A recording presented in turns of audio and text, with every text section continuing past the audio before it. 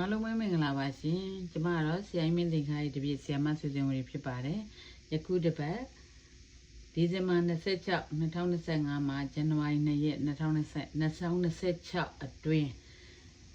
တပတ်တာကံကြမ္မာများကိုခုနှစ်သားသမီးများအတွက်အစဉ်လိုက်ဟောကြားပေးမှာဖြစ်ပါတယ်ပထမဦးဆုံးအင်္ဂါသားသမီးများအားလုံးမင်္ဂလာပါရှင်ဒီဇင်ဘာ26 2025မှာဇန်နဝါရီနေ့2026အတွင်းအင်္ဂါသားသမီးများ၏တပတ်တာကံကြမ္မာကတော့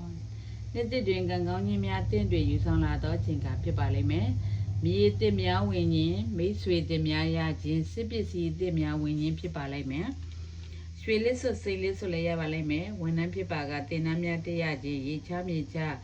ခရီးမိမိမြတ်ဘူးသောခီးများလည်းတွားရတတ်ပါတယ်။ဝင်ငွေလည်းကောင်းပါလိမ့်မယ်။ရွှေမျိုးများမိဘများကိုပုံမထောက်ပံ့နိုင်သောအချိန်ကာလဖြစ်ပါလိမ့်မယ်အလုပ်တွင်တော့အတိုက်ခံနေငယ်တွေ့နေရတတ်ပါတယ်မိမိလိုချင်သောစာအုပ်ရခြင်းရဝေးမှစာအုပ်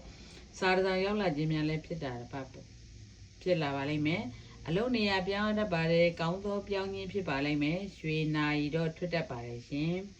ငွေဝင်သလောက်အကုန်လည်းများနေတတ်ပါတယ်အမှုခင်းမဖြစ်အောင်တော့နေပါသူတစ်ပါးကြောင့်ဖြစ်တတ်ပါတယ်ရှင်သတိထားပါမိမိကိုယ်ကိုယ်ရဘာသာမှဘာသာရေးပုံမူလို့ပါပညာရေးရတော့ကံအလွန်ကောင်းနေသောအချိန်ကာလဖြစ်ပါတယ်စီးပွားရေးပန်းဆိုင်ခြင်းပန်းဆိုင်မုံမျိုးစုံလုပ်ငန်းဖုံးမြေဝေရောင်းလုပ်ငန်းရာသီကုန်သီးနှံရောင်းဝယ်လုပ်ငန်းထိုလုပ်ငန်းများစီးပွားတက်နေသောအချိန်ကာလဖြစ်ပါတယ်အရေးကြီးကိစ္စသွားလို့လင်၎င်းစာမေးပွဲအင်တာဗျူးများသွားရောက်ဖြေဆိုစရာရှိရင်၎င်းပြည်တော်သင်္ကေရှိခေကိုဖနက်စီးပြီးချစ်နေမိသွားပါအဆက်ဆက်အဆင်းပြေချောမောအောင်မြင်ပါလိမ့်မယ်ရှင်အခြေရေးရဝေးမှာချစ်သူရခြင်းရဝေးရောက်နေသောချစ်သူများမိမိရှိရသို့ပြန်ရောက်လာခြင်းဖြစ်တတ်ပါတယ်အိမ်နာရေးစိတ်ချမ်းသာပျော်ရွှင်နေရသောအချိန်ကာလဖြစ်ပါလိမ့်မယ်ကျမ်းမာရေးကတော့နှလုံးနဲ့ပတ်သက်သောယောဂဖြစ်တတ်ပါတယ်အကျိုးပေးကဏ္ဍတော့3-5နှစ်ဖြစ်ပါတယ်ရှင်ရေရအိမ်ဖျားမှာပေါက်ပေါက်ဆုပ်ကတ်လို့ဆိုတော့ညီမိတ်ဆွေများကိုပေါက်ပေါက်ဆုပ်လက်ဆောင်ပေးခြင်းလျှောက်ငယ်သားများကိုပေါက်ပေါက်ဆုပ်ကျွေးမွေးခြင်းပြုလုပ်လိုက်ပါအညံ့များပြေပြောက်ပြီးကံကောင်းခြင်းများဖြစ်လာပါလိမ့်မယ်အင်္ဂါသားသမီးများလုံးစိတ်ချမ်းသာခြင်းကိုယ်ချမ်းသာခြင်းများနဲ့ပြည့်စုံပြီးကောင်းကျိုးလိုရာသနာပြေဝကြပါသည်ရှင်ဗုဒ္ဓသားသမီးများလုံးမင်္ဂလာပါရှင်ဒီဇင်ဘာ26 2025မှာဇန်နဝါရီ2ရက်2026အတွင်းဗုဒ္ဓသားသမီးများလုံးအတွက်တပတ်တာကံကြမ္မာဖြစ်ပါတယ်အလှူဒါနများပြုလို့ရပါလိမ့်မယ်လုပ်ငန်းသစ်လုပ်ရန်လည်းပေါ်လာတတ်ပါတော့ပေါ်လာတတ်ပါတယ်အောင်မြင်သောလုပ်ငန်းဖြစ်ပါလိမ့်မယ်ရှင်ကားသစ်လဲရခြင်းစမ်းပွင့်ခြင်းစုပ်လက်အားကောင်းနေသောအချိန်ကာလဖြစ်ပါတယ်ရွှေလက်ကဝင်တတ်ပါတယ်ပျော်ရွှင်သောခီးလေရင်ခီးလဲသွားတတ်ပါတယ်ရှင်အိမ်အောင်ရှိဖြစ်ပါကသားရတနာရခင်းရှိပါတယ်အလှကုန်ပစ္စည်းများလဲဝင်လာတတ်ပါတယ်ဝင်များစွာဝင်ပါလိမ့်မယ်လျှောက်ငယ်သားများကြောင့်စိတ်ပစ္စည်းများတော့ကြုံတွေ့နေရတတ်ပါတယ်ဖုန်းကွန်ပျူတာထွတ်တတ်ပါတယ်မြေထွတ်ဆရာရှိရလဲထွတ်ပါလိမ့်မယ်ရှင်ခင်မင်းဒီသောမိတ်ဆွေနဲ့မိတ်ပြည့်ခြင်းစကားများခြင်းဖြစ်တတ်ပါတယ်အိမ်ပြည်စရာများရှိနေပါလိမ့်မယ်ရဝေးမှနိုင်သတင်းကြားတတ်ပါတယ်ရှင်ပညာရေးအနှဲငယ်ညံ့နေတတ်ပါတယ်ပညာရေးတွေ့ငွေကုန်များနေသောအချိန်ကာလလည်းဖြစ်နေပါလိမ့်မယ်ရှင်စီးပွားရေးအလှပြင်ဆိုင်အလှကွန်ကားလုပ်ငန်းရေတန်းလုပ်ငန်းနုပညာနဲ့ပတ်သက်သောလုပ်ငန်းများစီးပွားရေးကောင်းမွန်နေပါလိမ့်မယ်ရှင်အရေးကြီးကိစ္စသွားလို့လင်၎င်းစာမေးပွဲအင်တာဗျူးများသွားရောက်ဖြေဆိုစရာရှိရင်တော့၎င်းဒီဟိုညွတ်နေဒန်ညွတ်16နှစ်ခက်နေမိသွားပါဆဆအဆင်ပြေချောမောအောင်မြင်ပါလိမ့်မယ်ရှင်အခြေရချစ်သူများဝိုင်းဝိုင်းလည်နေသောအချိန်ကာလဖြစ်ပါလိမ့်မယ်အိမ်အောင်ရေးစားကောင်းနေသောကြောင့်အိမ်အောင်ရှင်များပြဿနာဖြစ်တတ်ပါတယ်ဆက်ဆက်ရသတိထားပါကျမ်းမာရေးစီးအောင်တတ်ပါတယ်ရှင်အကျိုးပေးကဏ္ဍ4နှစ်တည်းဖြစ်ပါတယ်ရရအိမ်ဖျားမှာကြာသံညစ်ကလူစတောင်းရင်မိတ်ဆွေများကိုကြာသံညစ်ဒါနပြုခြင်းလျှောက်ငယ်သားများကိုကြာသံညစ်ကျွေးမွေးခြင်းပြုလုပ်လိုက်ပါညံ့များပြေပြောက်ပြီးကံကောင်းခြင်းများဖြစ်လာပါလိမ့်မယ်ရှင်ဗုဒ္ဓသားသမီးများလုံးစိတ်ချမ်းသာခြင်းကိုယ်ကျမ်းမာခြင်းများနဲ့ပြည့်စုံပြီးကောင်းကျိုးလိုရာဆန္ဒပြေဝကြပါသည်ရှင်ဂျာသဘေးသားသမီးများလုံးမင်္ဂလာပါရှင်ဒီဇင်ဘာ26 2025မှာဇန်နဝါရီ2ရက်2026အတွင်းဂျာသဘေးသားသမီးများလုံးအတွက်တပတ်တာကံကြမ္မာဖြစ်ပါတယ်စစ်ပစ္စည်းဝင်ခြင်းဆိုင်ငန်းဝင်ခြင်းမြင့်မှန်ဝင်ခြင်းစပိန်ဝင်ခြင်းဖြစ်တတ်ပါတယ်အလုတ်တစ်လည်းလိုရတတ်ပါတယ်ရှင်ခင်မင်းရင်းနှီးသူကြောင့်အခက်အခဲဒုက္ခတွေ့ရတတ်ပါတယ်ရွှေလည်းထွက်တတ်ပါတယ်မိမိစိတ်မပြောမရှင်ဖြစ်နေတတ်ပါတယ်ရှင် ဟိုကလောကနုံနုံဒီကလောကနုံနုံနဲ့အချိန်လေးကုန်သွားတတ်ပါတယ်ငွေလူလင်ခံရတတ်ပါတယ်သတိထားပါဘာသာကြားများရဲ့အကူအညီမှုတော့ရတတ်ပါတယ်ဖုန်းမြေကွန်ပျူတာပြစ်ချင်းထွက်ချင်းဖြစ်ပါလိမ့်မယ်ကားကြောင့်လည်းငွေကုန်ရတတ်ပါတယ်မမျော်လင့်ဘဲနဲ့ခီးထွေးရတတ်ပါတယ်အပျော်ခီးမဟုတ်ပဲတောကနဲ့ရှင်သောခီးဖြစ်တတ်ပါတယ်ရှင်ခင်မင်းနဲ့သူနဲ့မိတ်ပြတတ်ပါတယ်သို့မဟုတ်လမ်းခွဲရခြင်းများလည်းဖြစ်တတ်ပါတယ်ငွေရင်းပြီးစီးပွားရေးမလုပ်ပါနဲ့ဆုံးရှုံးတတ်ပါတယ်ရှင်ပညာရေးကံကတော့ပုံမှန်တိုင်းပါပဲရှင်စီးပွားရေးစားတောက်ဆိုင်စားတောက်ကုန်အင်ချမ်းမြေရောင်းဝယ်လုပ်ငန်းပွဲစားမျိုးမျိုးရောင်းဝယ်နေ့နေ့တော့အချိန်ကာလဖြစ်ပါလိမ့်မယ်အရေးကြီးကိစ္စသွားလို့လေတော့စာမေးပွဲအင်တာဗျူးများသွားရောက်ဖြေဆိုစရာရှိရင်တော့၎င်းဒန်းညွန်းနဲ့အုံညွန့်ပေါင်းပြီး16ကနေမိသွားပါစဆရာအစဉ်ပြေချောမောအောင်မြင်ပါလိမ့်မယ်ရှင်အခြေရေးချစ်သူကြီးသားနဲ့အစဉ်ပြေနေတော့အချိန်ကာလဖြစ်ပါလိမ့်မယ်အိမ်အောင်ရေးမကြခဏစကားများနေရတတ်ပါတယ်ရှင်ကျမရေးကတော့ခေါင်းမူခြင်းနာမွန်ခြင်းချောင်းဆိုးခြင်းဖြစ်နေတတ်ပါတယ်အကျိုးပေးကနန်း31ခွန်ဖြစ်ပါတယ်ရှင်ရေဒီယာအိမ်ပြားမှာပဲပေါက်စီကက်လူဆူတောင်းခြင်းမိတ်ဆွေများကိုပဲပေါက်စီဒါနပြုခြင်းလျှံငယ်သားများကိုပဲပေါက်စီကျွေးမွေးခြင်းပြုလုပ်လိုက်ပါအညံများပြေပြောက်ပြီးကံကောင်းခြင်းများဖြစ်လာပါလိမ့်မယ်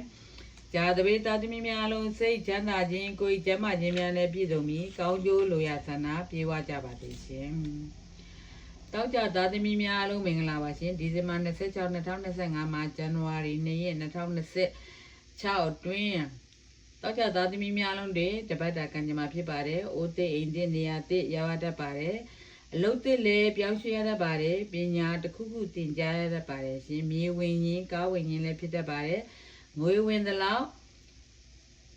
မလောက်အောင်ကုန်စရာများနေတတ်ပါတယ်လူမျိုးကြားဘာသာကြားများဤဒုက္ခပေးခြင်းတော့ခံရတတ်ပါတယ်သတိထားပါရွှေထွတ်တတ်ခြင်းစိတ်လင်းစွပြောက်တတ်ခြင်းဖြစ်တတ်ပါတယ်အိမ်တွင်မိသတိထားသုံးမှာမီလန့်ခြင်းပူလောင်ခြင်းဖြစ်တတ်ပါတယ်သူတစ်ပါးကိစ္စကြောင့်တည်တည်လဲရခြင်းအစစ်အဆေးမြင်းမြန်းခံရခြင်းများဖြစ်တတ်ပါတယ်အိမ်အောင်ချင်းဖြစ်ပါကအိမ်အောင်ရေးရှုပ်ထွေးတတ်ပါတယ်ရှင်မိမိကိုယ်ကိုယ်ရဘာသာမှဘာသာရေးများပုံမပြုလို့ရန်လိုအပ်ပါတယ်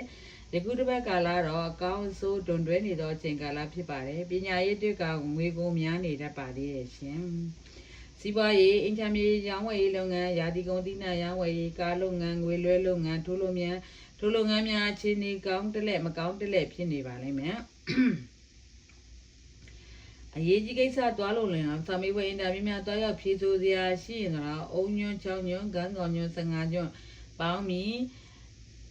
နေမိသွားပါဆက်ဆက်အစဉ်ပြေချောမအောင်မြင်ပါလိမ့်မယ်ရှင်ချစ်သူရီးစားနဲ့အစဉ်မပြေအစစ်တွေပြက်ဖြစ်နေပါလိမ့်မယ်ရှင်အိမ်တော်ရေးတယောက်နဲ့တယောက်ထင်လွဲစရာများဖြစ်နေတတ်ပါတယ်ကျမ်းမာရေးချောင်းဆိုးခြင်းခေါင်းကိုက်ခြင်းဖြစ်နေတတ်ပါတယ်အကျိုးပေးကနန်း6-5တိဖြစ်ပါတယ်ရေဒီယာအိမ်ပြားမှာအုံသီးမုံကတ်လူစုတောင်းခြင်းမိတ်ဆွေများကိုအုံသီးမုံလက်ဆောင်ပေးခြင်းလျှောင်းငယ်သားများကိုအုံသီးမုံကျွေးမွေးခြင်းပြုလုပ်လိုက်ပါအညံများပြေပြောက်ပြီးကံကောင်းခြင်းများဖြစ်လာပါလိမ့်မယ်တောက်ကြသားသမီးများလုံးစိတ်ချမ်းသာခြင်းကိုယ်ကျမ်းမာခြင်းများနဲ့ပြည့်စုံပြီးကောင်းကျိုးလိုရာဆန္ဒပြေဝကြပါစေရှင်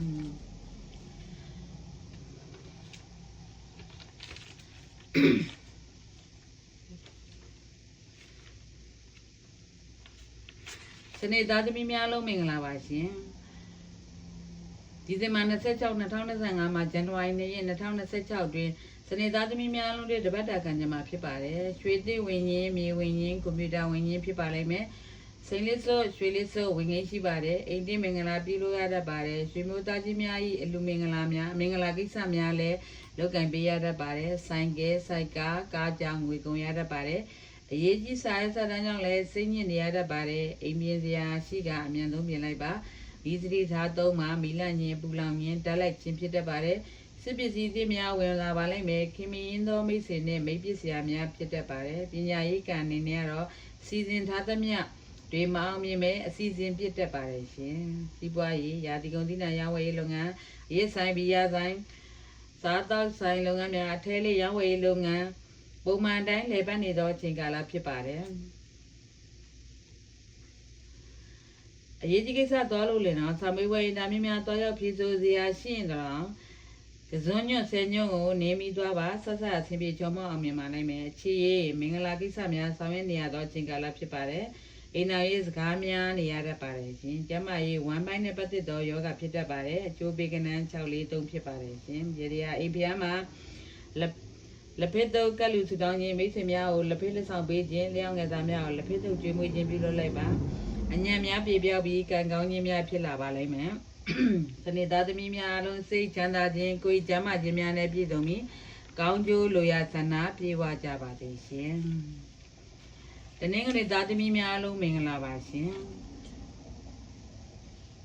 ဒီဇင်ဘာ26 2025မှာဇန်နဝါရီ2ရက်2026တွင်တနင်္ဂနွေသားသမီးများလုံးတွေတပတ်တာကံကြမ္မာဖြစ်ပါတယ်ဆုလက်အားကောင်းနေပါလိမ့်မယ်ဝင်များစွာဝင်ခြင်းထီပေါက်တကဲ့သို့ငဝင်ခြင်းအလှူဒန်းများစတိုက်ပြုလုပ်ရတော့ပါတယ်သားသမီးရှိကသားသမီးတွေမင်္ဂလာကိစ္စများပြုလုပ်ပေးရတတ်ပါတယ်စစ်ပစ္စည်းအောင်များထွက်ပြီးအသစ်များဝင်လာပါလိမ့်မယ်ပျော်ရွှင်သောခီးလဲထွေးရတတ်ပါတယ်အဝိစာအလှကုန်ရွှေနာရီများဝင်ငင်းရှိပါတယ်အိမ်မိုင်ကားပိုင်းဖြစ်ပါလိမ့်မယ်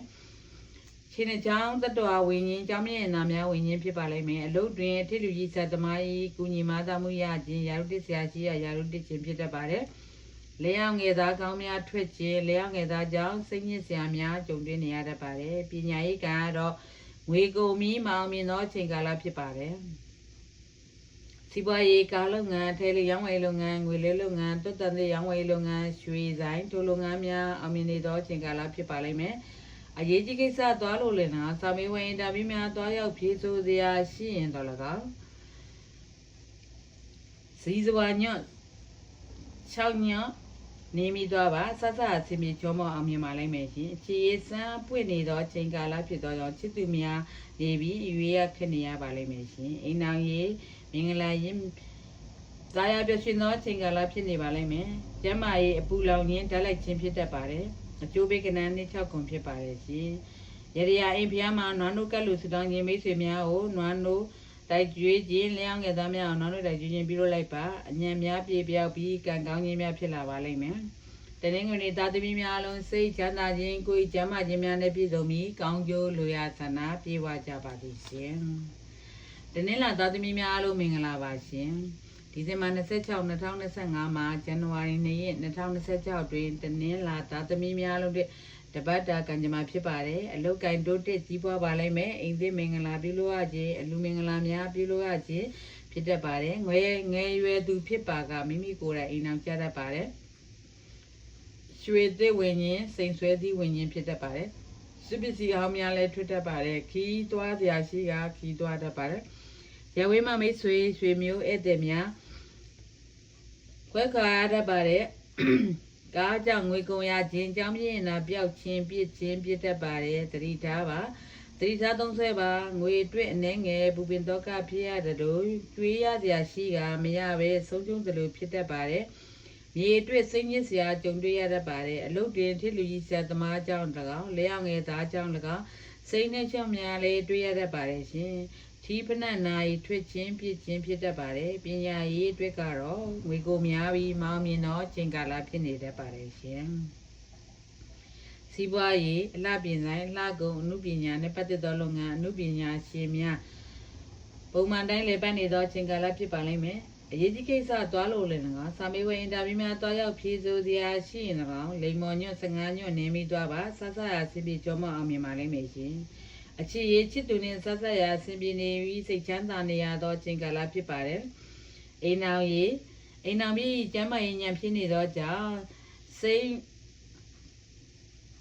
ပူပင်တော့ကဖြစ်ရတတ်ပါတယ်ကျမ်းမာရေးဘိုင်အောင်ခြင်းခေါင်းမူခြင်းအားမရှိသလိုဖြစ်ခြင်း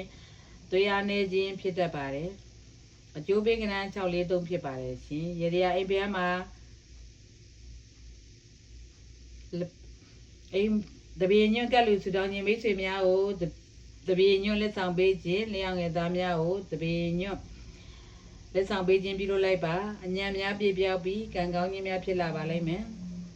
တနင်္လာသားသမီးများလို့စိတ်ချမ်းသာခြင်းကိုယ်ကျမ်းမာခြင်းများနဲ့ပြည့်စုံပြီးကောင်းကျိုးလိုရာဆန္ဒပြေဝကြပါစေရှင်ကျွန်မကတော့အမေရိကန်နိုင်ငံတစ်ဆက်ပြည်နယ်ဒါလည်းမြန်မာနေတိုင်းပြီးဗေဒဟောကြားနေသောသူဖြစ်ပါတယ်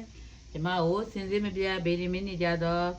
ဗေဒမိတ်ဆွေဟောင်းများဗေဒမိတ်ဆွေသက်များစိတ်ချမ်းသာခြင်းကိုယ်ကျမ်းမာခြင်းများနဲ့ပြည့်စုံပြီးကောင်းကျိုးလိုရာဆန္ဒပြေဝကြပါစေရှင်